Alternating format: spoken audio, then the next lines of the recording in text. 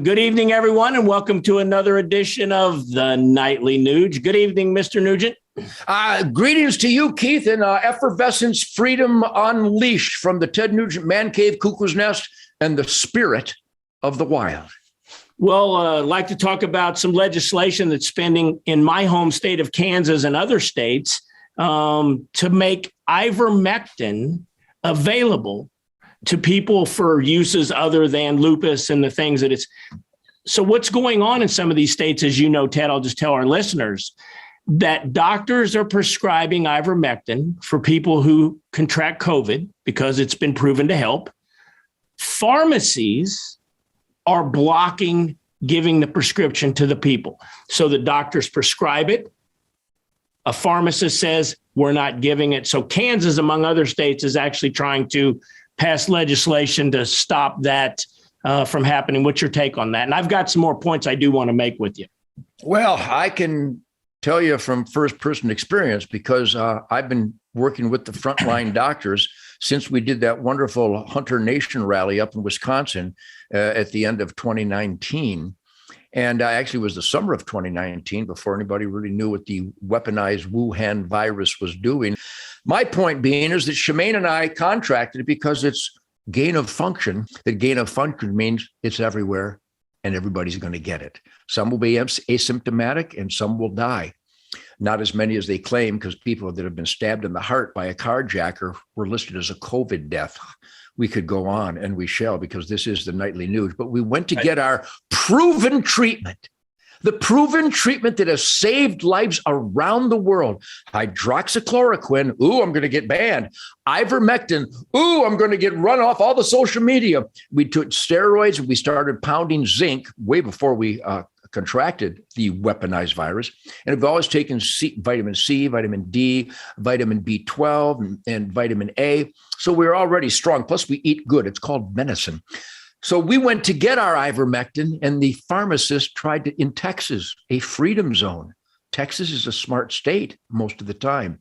But when that pharmacist said they're not allowed to fill a prescription for something I could buy at their Tractor Supply down the road, you think the Nightly Nuge is fun? We should film me scolding someone who thinks they have control over my life. It was beautiful. I fixed them, and I got my ivermectin. New Hampshire is pushing that law. The great Kris Kobach and Kansas is pushing for a law. Why would you need a law to guarantee that when a doctor prescribes you treatment, that anybody on earth has the right to interfere with that prescription? So this is a great moment. But again, this is the Nightly News. I am a We the People guitar playing experimenter in self-government. We have got to hammer our right down to the mayor. I'm going to call it a dog catcher.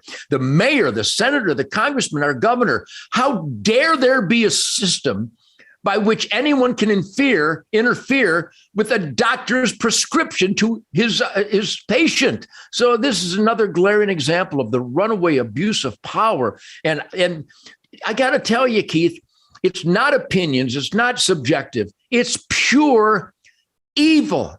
Again, I'm going to emphasize another example of that 880,000 dead from COVID. All the medical examiners around the country are calling and go, no, this guy had a heart condition. He finally died of a heart attack. I know, but you have to list it as COVID. But it's not. I'm sorry. You won't get paid and we'll get you fired if you don't list it like we tell you. I hope everybody knows this is going on because it's going on everywhere. So God bless the great constitutionalist, We the People representative, Kris Kobach in Kansas and across the country where people are finally standing up and going, the doctor said he needs this. Shut the You know, you mentioned Kris Kobach, who's a mutual friend of both of ours, full disclosure. He's getting pushback in his own state from the Kansas Chamber of Commerce. And I just spoke with Kobach before we came on here. And he pointed out to me that the Kansas Chamber of Commerce basically believes that the businesses have the right to do what they want. If they want to withhold ivermectin, the pharmacies, they can. If they want to force a vaccine on their employees, businesses should be allowed to do that. And of course, we all know that Kobach has been at odds with the chamber over the open borders. Of course, Kobach wants an America First agenda, and the chamber has supported open borders to the point where they actually endorsed against Kobach in Kansas. What's your take on the chamber and their position on some of these? And of course, they're anti-Trump. What's your thoughts, Ted? You know, you're one of my favorite We the People experimenters in self-government, Keith, but I have to correct you. As a guitar player, I hope you can take this. But you said it's the Kansas Chamber of Commerce. It's actually the Kansas Chamber of Democrats. It's so politicized. They're not really representing entrepreneurs. Chamber of Commerce. I'm just a guitar player, never went to college, too busy learning stuff. One of the things I learned is that commerce is pivotal upon entrepreneurial spirit and work ethic. The Chamber of Commerce should represent the work ethic, the entrepreneur, the families that create businesses and jobs and products and services that have to be quality or they wouldn't last. The Chamber of Commerce is now the Chamber of Anti-Commerce, because if you're for open borders, you're anti-American. Because there's a little tip to the Chamber of Commerce director.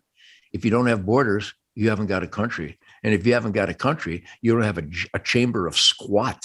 So it's really a despicable abuse of power out there. And I stand with Kris Kobach, not because he's a buddy. I just happen to become friends with people who stand up for truth, logic, and common sense, the Constitution, the Bill of Rights, and law and order, all the radical stuff that the Chamber of Commerce is against. So I'm on the side of entrepreneurs. The Chamber of Commerce now is on the side of, I don't know, Nancy Pelosi, Money. I guess, where she can make millions of dollars by getting insider trading, but we'll go to jail if we do. So the conflict, the hypocrisy, the insanity that's running amok is now represented by the Kansas Chamber of Commerce, and it breaks my heart. Well, there you have it. You're up to speed again this evening. And if you come back tomorrow, we'll have another edition of the Nightly Nuge. Take care, Ted. Sad for my own state. Yeah, well, we're working on it, Keith, and I'm going to go celebrate the mystical flight of the arrow, and it will cleanse my soul.